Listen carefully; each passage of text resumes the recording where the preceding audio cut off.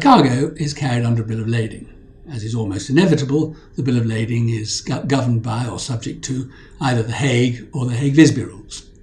The goods arrive at the port of destination, are discharged by the carrier into the carrier's care, and are subsequently delivered by the carrier to a receiver. As is often the case, the receiver may not have bills of lading to produce, and so the cargo will be delivered to the receiver without production of bills of lading, but against the protection for the carrier of a letter of indemnity or LOI. In most cases, that won't be a problem because the person taking delivery of them was entitled to take delivery and would have had the bills had they arrived in time. But that's not always the case. And in those sorts of situations where the carrier delivers goods to someone who's not entitled to them and without production of the bills of lading, then the carrier will face a misdelivery claim brought by the person who is entitled to the goods and who does hold the bills of lading, typically a bank. In those situations, can the carrier claim the protection of the Article 3 Rule 6 time bar, a 1-year time bar running from delivery or the time when the goods should have been delivered, which is present in different language in both the Hague and the Hague-Visby Rules? That was the question which was decided finally today by the Supreme Court in FIMBank and KCH. The facts were commonplace. The carrier, KCH, for whom I acted, delivered the goods without production of bills of lading to a person not entitled to them, or so it was assumed, and the bank brought a misdelivery claim. But the bank left it too late, and the bank's claim was brought after the expiry of the 1-year time bar period. The carrier moved by trial of preliminary issues before an LMA tribunal, a very distinguished tribunal, Julia Dias KC, as she then was, Tim Young KC and Sir Bernardida, for a preliminary issue to determine that the claim was time-barred. The bank argued that the claim was not time-barred because under the Hague-Visby Rules which applied, as under the Hague Rules as well, Article 3 Rule 6, being a part of the Hague Rules, applied only during what was called the period of responsibility, which can be derived from Articles 1 and Article 2. In other words, the period which runs from loading to discharge.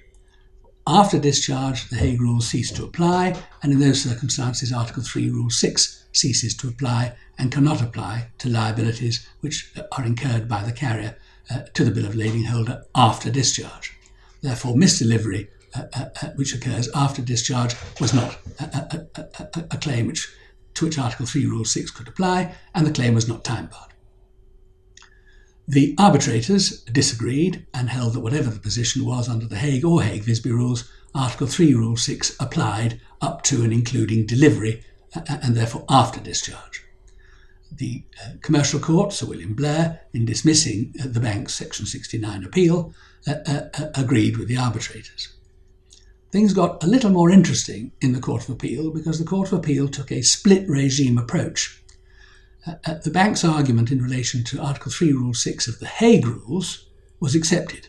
There was a period of responsibility, and Article 3 Rule 6 could not apply to liabilities outside that period of responsibility. In other words, it could only apply between loading and discharge, but not after discharge.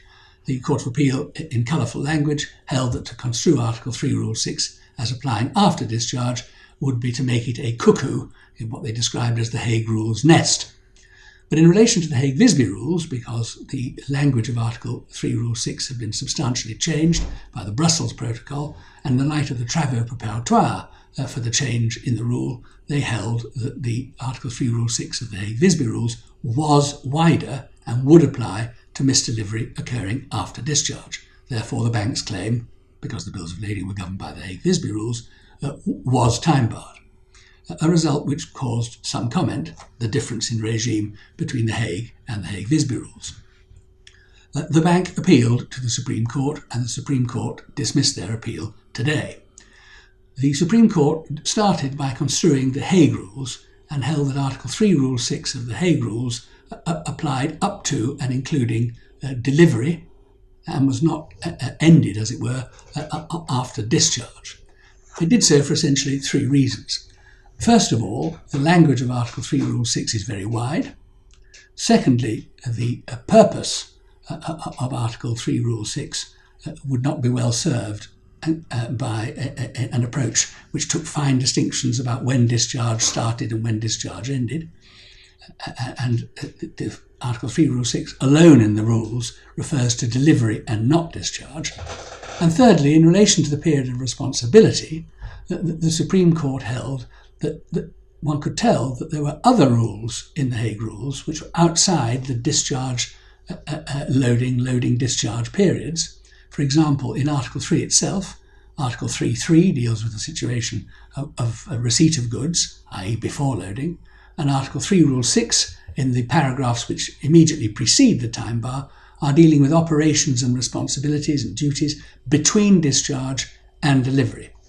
And so the Supreme Court rejected the idea of a self-contained Hague Rules nest within which Article 3, Rule 6 had to be confined.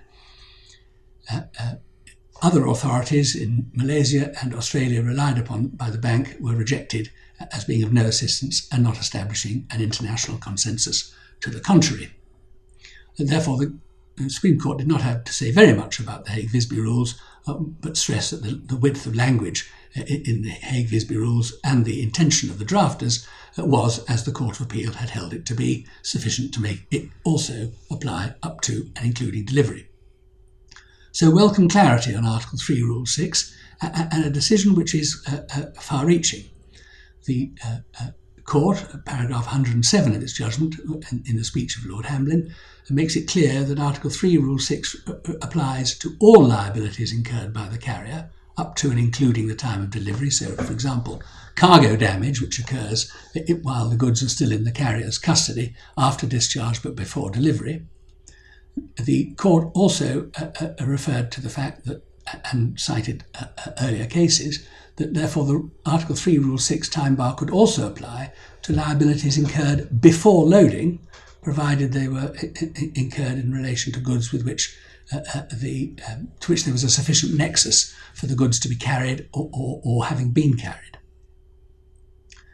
And thirdly, it leaves now open the position for argument in relation to Article 4, Rule 5 and the package limitation under the Hague and Hague-Visby Rules. Does that also apply to liabilities incurred up to delivery and possibly before loading? The Court didn't have to consider that issue, and that will have to wait for another case. But given the Court's analysis, definition and explanation of what really is meant by period of responsibility in the rules, one might think the answer will be that Article 4, Rule 5, similarly to Article 3, Rule 6, will so apply. But that will have to wait for another case. Thanks very much.